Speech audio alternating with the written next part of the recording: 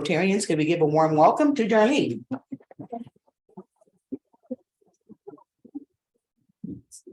Thank you so much, Annette, for that lovely introduction.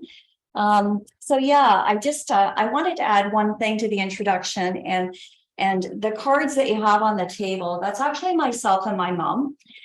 So when I first originally thought of starting this business, it happened organically during COVID because I was right off the hamster wheel, sitting at home with everybody at home, and I had nothing to do, and I was so used to being busy.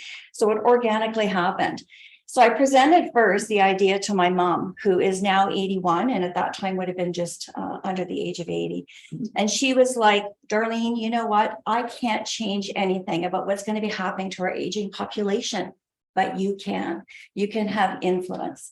And so that's really why I created the business, is because I want to have impact, and I want to change, the demographic and just how things are perceived when it comes to aging in general, and the resources that are available.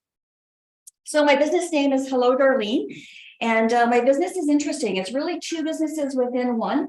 So it's been a very interesting journey and how to promote my business when I have two businesses within one. Didn't know it was going to be like that at first, but it has certainly evolved that way. So first, I am part of the Age Friendly Business. It's an organization in Canada that trains individuals on how to interact with businesses and individuals who are in an older demographic. Just gives us some background, on the financial landscape, boomers in general, how they purchase, a bunch of different things like that. It was a very good program to go through. And so one of the things they really talk about is this gigantic age wave that we have coming. And we're at the beginning of this age wave, not only when it comes to the care system, but we're also going to have like a huge tidal wave of inheritance and financial planning that's going to come into play when we consider the age wave. So the three things they teach us, and I should preface this as well, that I'm a senior as well. I am retired. I did have my children later in life, but I do have two children. And when I started this journey with my husband as well, we're the epitome of the sandwich generation. We had two teenage girls at home, caring for two older adults, one walking a dementia journey. And of course, we're both working very full-time demanding jobs. So the three things that they talk to us about that all older adults want, and I know this is true for me as well. We want choice. We want to know what our options are as we're aging. We want respect. We want to be valued for our experiences, and we want to feel that value and respect when we're making our choices. And lastly, we want independence. We want to be in our own home and making our own choices for as long as we possibly can. Sure. So the first part of my business, which is a bit easier to understand, is the professional organizing side of my business. And I do all of those typical things that an organizer would do. And I have to say, before I started this, I didn't actually know this was a profession. I saw a card for someone else, actually in the Alzheimer's Society office, as we were there for an appointment with my husband's mom. And I looked down and I saw a card of someone else who was a professional organizer. And I was like, oh my goodness, is this a thing? Like, do people get paid to do this? And I networked. I just literally reached out to the individual and said, would you be up to having a coffee? I'm just so interested in your business. And at that time I was still working. So she gave me the lay of the land. How do I get trained? How does it work? What is the main focus of her business? Whether or not there was capacity in our community for another organizer. She was very, very generous with the information that she shared and her time. And I'm very grateful to her. But it's also really, it really demonstrates the power of networking. Just reaching out with a phone call and having a coffee with somebody can sometimes just change your trajectory. It can change relationships you have with other people. It can change so much in your life. So I do all of the typical professional organizing pieces. But what I want to talk about in particular is who my clients are, because I do reach a fairly wide demographic. Even though my business is called Senior Transitions and Organization, I actually service a much wider demographic. And it's not something I anticipated when I first started. So I mainly service chronically disorganized individuals I service also individuals who are on the ADHD. They may have challenges with staying organized or being productive. I've helped many families who have children on the autism spectrum. I do help clients who are low-level hoarding. In the organizing world, there are specialists that deal with hoarding, and there are particular levels of hoarding. So we categorize it in 5 different levels. So I can help individuals up until level 3. The other 2 levels require other professionals within the scope of helping that individual, and that's specialized training. I help a lot of individuals who have anxiety or who have suffered from grief, have gone through trauma, or who have mobility challenges as well, especially as they age. And I also help many individuals who are going through some mental health concerns. So although I do downsizing, decluttering, regular home organizing, if somebody wants a beautiful closet, I can do that too. I love those. I would say the largest percentage of my business is around decluttering, because decluttering really impacts our mental health. It can paralyze people so that they can't make decisions. It can also paralyze people so that they don't know where to start. And sometimes they're in this position for a variety of different reasons. And I want to give you one example. I was engaged by a family about 6 months ago for an individual. And when I first went to go and visit the home, and then I'll have to say this particular individual really stole my heart. He was 89 when I was first engaged. But when I arrived at the home, the dining room table had still been set for dinner from 3 years ago when his wife was lost in the house. So he was really, really suffering from grief. He was very paralyzed to be able to manage his own home. He didn't have any friends or family locally that could really support him in the way that he needed. And this family that came from out of town, because of course some of this happened during COVID, and the family that came up from out of town had realized just really where he was and the kind of support that he needed. So that just kind of gives you an example of sometimes it's not just typical decluttering. Sometimes we're, as organizers, really dealing with a lot of complex pieces that are involved in the situations that we deal with. And I always come to every situation with such caring, compassion, and zero judgment. So my advice to everybody is declutter now. If you need help, get it. It's not always easy. For some people, it's a very, very difficult journey. They have trouble letting go. And so they need that body doubling, which is what we do beside them to help them make that decision. For some people, it's very easy. I'll pop in their home and they'll be like, get rid of that, get rid of this, donate this, sell that, and they're super fast. And for other people, they stand there and they really need that extra support. And that's what we do as organizers. We help walk them through that journey of decluttering if that's what they're trying to do. So I realized early on when I was creating my business that professional home organizing wasn't the only thing I wanted to do, but I wanted to add other pieces from my own personal experience that had to do with seniors. And the reason I still have it on this screen is because I had a client a year ago that called me and they said, Darlene, my husband and I have a lot of mobility issues. We have some health concerns and we really want to relocate, but we can't. Our house is full. It is full to the brim. So we're stuck. We're stuck here and we can't afford all this private care that is required because, as you know, it's very hard to get care in your home.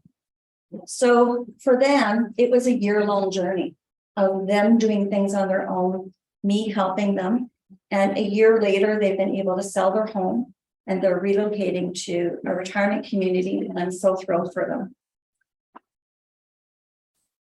Which brings me to kind of the other side of my business, which is all this senior, elder care, older adult kind of stuff that I do. And what I would say is it's a real mishmash of things. And that's why it's customized for any family that I'm helping. So the first thing I do is aging at home safely. So it could be, so I'm in through Age Safe Canada, I got certified to do home tours to be able to take a look at your home and see if there are ways that your home could be a little bit safer if you're wanting to age at home. We all know that falls can change the trajectory of an older adult very quickly. And so what we say is, grab bars are the new seatbelts, that's an example of something that we might make a recommendation in your home to accommodate if you're having some physical challenges, just as one example. Sometimes it's if you have someone who is, walking a dementia journey, sometimes there are things that we can do as well within the home to make that a little bit safer for them as well. I was recently at a client's home and they had set up kind of a chain across the door and they had bells on it. So they knew exactly when their loved one was kind of leaving the space. And so they were super creative. But there's also some other really great systems that you can take advantage of out there that are available to you that a lot of people aren't aware of. The second one is navigation and advocacy. So first of all, I'm part of Elder Care Planners of Canada. It's a fairly new organization. There's 10 of us across Canada, east to west, and we range from people who were in finance. There's a lawyer on the group. There's a bunch of retirement living people. There's some social workers. There's a really nice collective of individuals, and we help each other. We're all across Canada. So sometimes we're referring to each other, but we also collaborate and network on information. So we're really advocating as a group. We're trying to get into businesses and benefit programs to be able to try and support employees when it comes to elder care. If you go, you have a baby, you go on mat leave, you get all kinds of care, you get time off, etc. But if you have to care for someone at home, whether it's a young child or whether it's an older adult, the support is not the same. And it can be very, very stressful for someone who is sometimes at the end of their career as well, and then having to take time off work to care for someone. There can be a huge financial impact. There's just lots of pieces in there that are complex, and there's just not a lot of benefit programs that include anything for the other side. Navigating. So, just in general, when people are in this world, and I'll use someone who has potentially had a diagnosis of dementia, the family is overwhelmed. They're being, there's a ton of information being thrown at them. They're being told to turn left, turn right, go straight. And it's a lot of information at the same time as caregiving for someone. And at the same time, they're also grieving their own independence. They're also grieving a change in their lifestyle. So we help navigate whatever that family might need. It might mean helping them figure out what kind of private care companies are local that they might need some extra support. It could mean maybe they're looking at long-term care homes and they're trying to figure out, how does that work? How do I, there's a 3-year waiting list and there's 600 people on the list. How do I even get my loved one into a long-term care home? And what does it all cost? So depending on the family, there could be a wide variety of questions. Also through Elder Care Planners of Canada, we've mapped out every long-term care home, every retirement home across Canada. So we have very easy access to all of that information. If it's privately owned, publicly owned, what are the ratings on it, et cetera, et cetera. So I also do senior wellness visits. So I've had clients at the hospital, in long-term care, and in their own home.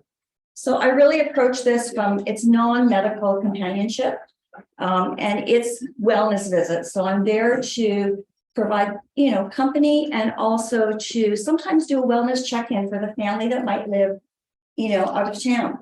I have a client and she lives in Toronto. Her sister lives in Sweden, and mom who's not even lives here.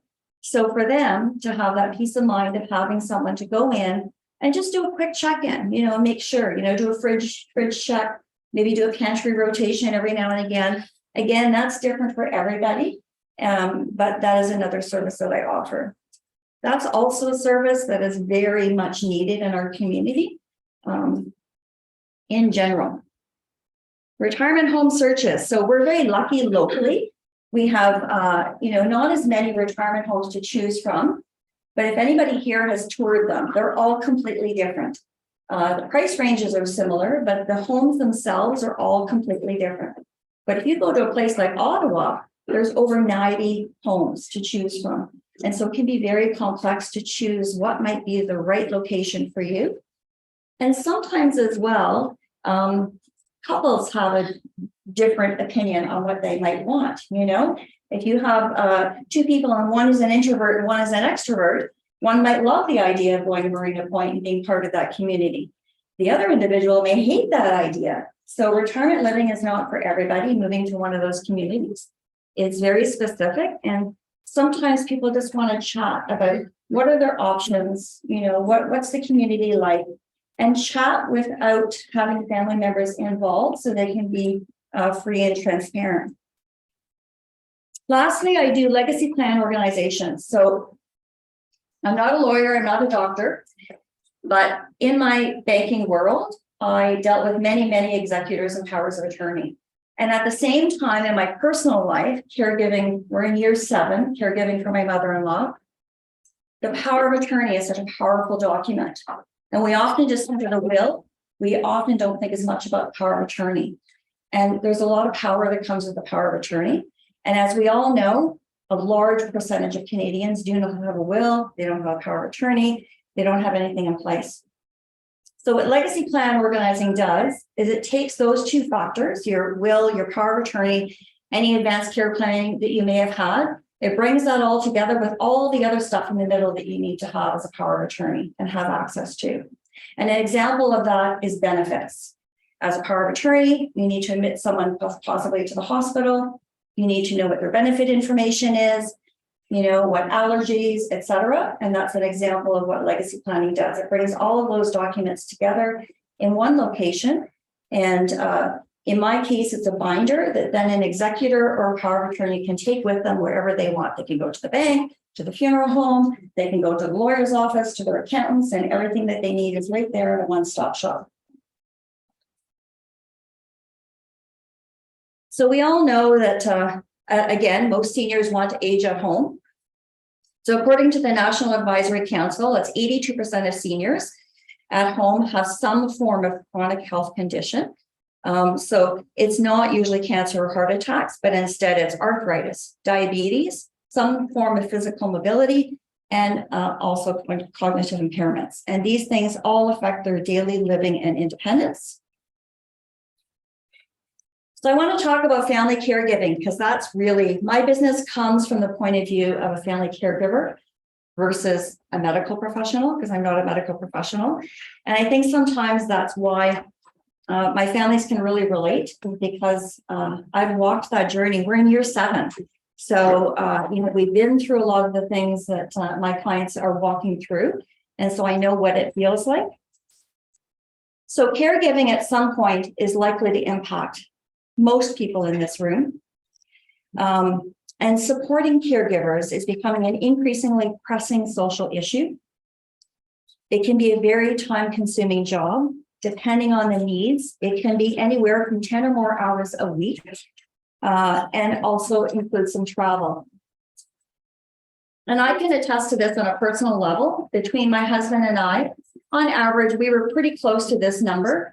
Whether it's phone calls, navigating things, popping over to her house, getting groceries, driving her places. The list is long, so it can be a very time-consuming thing.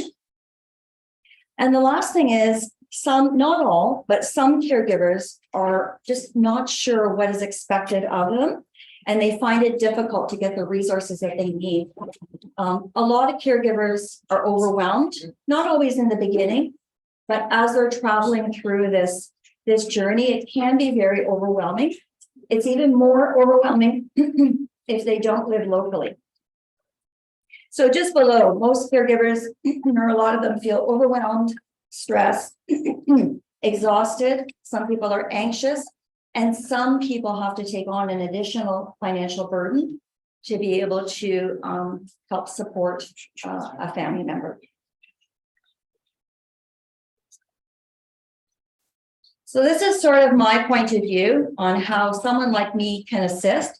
Because I know we all think, okay, we've got the patient team, which is our friends, our family, those immediate people who are really close to us.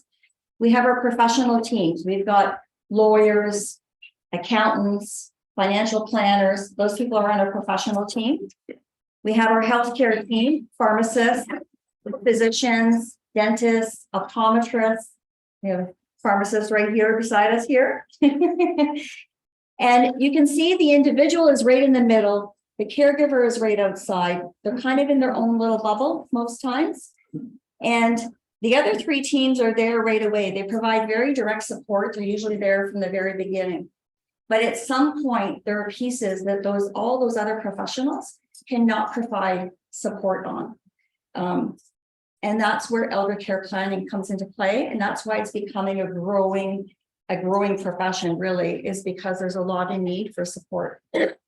So the types of things that we help with are helping with navigating private care if required, navigating and resourcing the care system if required, gathering in any other community support that might be available, caregiver support, end of life, especially now with MAID. There are a lot of inquiries about MAID, death doulas, hospices, etc. So there's a lot of inquiries I get about that. And of course, the estate process. A lot of people sometimes become an executor or a power of attorney, and they're just not sure what their obligations are. And the big factor in all of this is the distance factor, right? If you have friends or family that live locally, that's great. But a lot of people have not that support locally. And their powers of attorney or executors or potential caregivers could be living outside of the community. So just to give you an example, when we're considering aging at home, some people need to determine if they're starting to require additional care in the home. What's that going to cost me? Because there isn't a lot provided automatically through public care. And what other support and resources might they need to have in place so that they're ready if it's required? And who is on their support team? And any accommodations that might need to be made in a home to be able to allow them to stay in their home for as long as possible. So again, when I talk about legacy planning, I'm talking about beyond the will, beyond the power of attorney, all those other pieces of information that those individuals need to know, and trying to gather it all together in one place. I have a client right now, and they're looking everywhere in the home for documents and statements, and it makes it so much harder for the executors. So a lot of people do have systems in place. A lot of people who are proactive have these things in place, but there's a large percentage of Canadians that don't have anything in place. So this is one of the things that I really advocate about. I talk about it loud and proud because I really feel strongly about it, and I feel it's just so important, and it can really just help processes in general.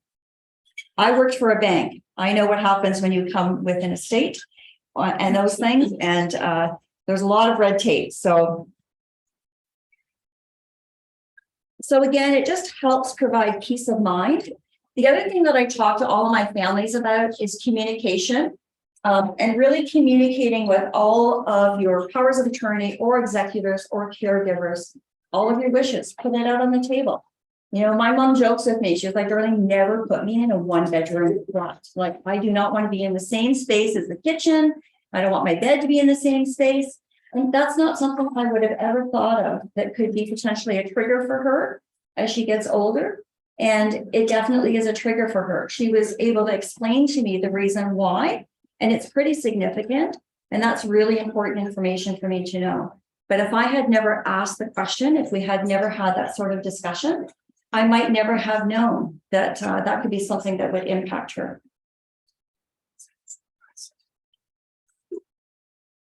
So again, a lot of times when you think of these things I'm talking about today as well, think about your children, think about caregivers, what kind of conversations you have had with them. I encourage everybody to have a family meeting, break it down into 3 categories.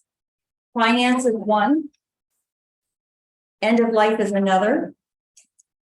And then the third one could be, depending on your own situation, it could be who are the powers of attorney and executors, or assets, or retirement living. If you had to be relocated, you can choose, but try to have it in at least three different conversations, because they're really heavy topics, and a lot of people struggle to have these sorts of topics around end of life. both us and the other individuals, you know. I have a 23-year-old and she thought I was a little nuts. And I said to her, you're going to get a power of attorney and you're going to get a will and you're going to get life insurance. And she was like, I'm 23. And I said, exactly. That's exactly why I want you to get it. Because A, you live an adventurous life. And B, I want you to understand the process. So that when it comes time that you need to help your parents, us, you understand what the documents are about and you have some insight to what they're about. So someone, maybe Colin, asked me, you know, when I think of the Rotary, what are the gaps in the community that I've sort of identified, the length of time that I've been doing this? And these are my 4 hot topics. First one is transportation.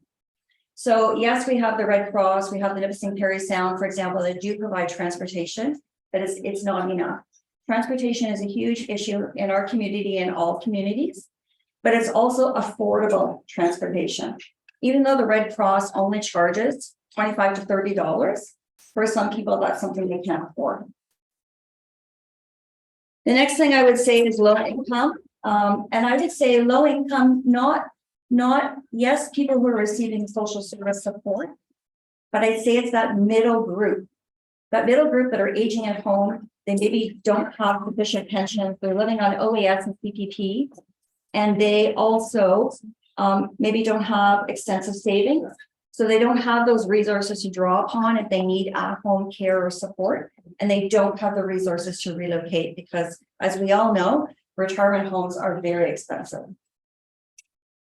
Affordable housing, you know, apartments that are affordable, but also accessible for mobility issues.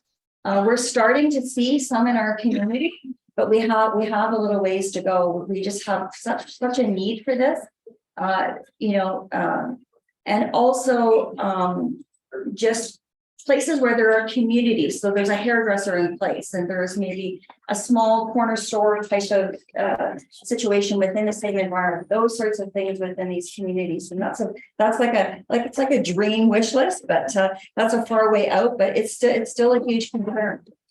And the last thing is social isolation, and not just individuals who are lonely or who are living at home, but also different ways to reach out to them because they're not on social media.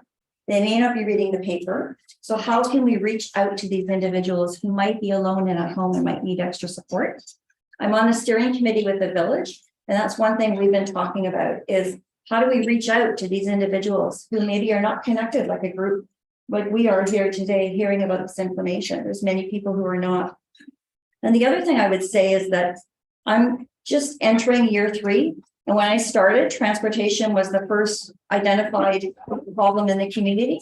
And 3 years later, we are in the exact same spot with absolutely zero change, no improvements, no additional resources within the community. In fact, when I first started, I was going to open Driving Miss Daisy. If you know of anybody who wants to open a great business and become an entrepreneur, that's a great business. It's a business that started out west, and it's literally called Driving Miss Daisy, and they show up with little capes and they drive seniors to appointments. They drive seniors to wherever they need to go, and it's affordable, and it's a very profitable business. So if you know someone who likes to drive and wants to start a business, that would be a great one. So in general, I really want to advocate for people to just start the conversation with your friends, with your family, to normalize talking about things like long-term care homes, retirement communities, wills, powers of attorney, advanced care planning. You know, we've just come through a pandemic. So what is important to us when it comes to advanced care planning? You know, what are the person-centered things that we want our caregivers to know at some point that's important for us to have them know? And that's why, you know, on my social media, I will oftentimes, if I'm at a long-term care home with a client, I will share a lot of this, and people are like, Darlene, like long-term care homes are so depressing. Why are you doing that? And I said, but it's a fact of life, and we need to sort of normalize talking about some of these pieces. So, and some of them are very lovely. And just lastly, as Annette mentioned, this is sort of, I'm also an earth in the nest business because I'm on the professional side of my business. I try to be as environmentally as friendly. I try to repurpose everything I can, save my client money. I try to make sure as little as possible goes to the landfill. And a lot of times people think, stuff is just garbage, and most times it can be donated or sold. Again, I'm a senior home safety specialist. I'm with the Professional Organizers of Canada, which, by the way, they do offer additional courses, which I've taken on downsizing for seniors, etc. I'm part of the age-friendly business, Elder Care Planners of Canada, and Advanced Care Planning of Canada as well. If you haven't checked out their website, you should. They have a lot of free resources available. You can download advanced care planning documents through there. If you want to take a peek at it, it's a fabulous website and resource. And also governmentofontario.ca, they have a whole section on seniors, tax credits, a long list of things that you can take a peek at that might be of benefit. And this is me. These are the things that I do. This is my tool belt. And depending on who I'm helping, I draw from all of those skill sets and services that I need. And I customize a package for my client. And sometimes it's just organizing, and sometimes it's all of it. So thank you very much. Couple quick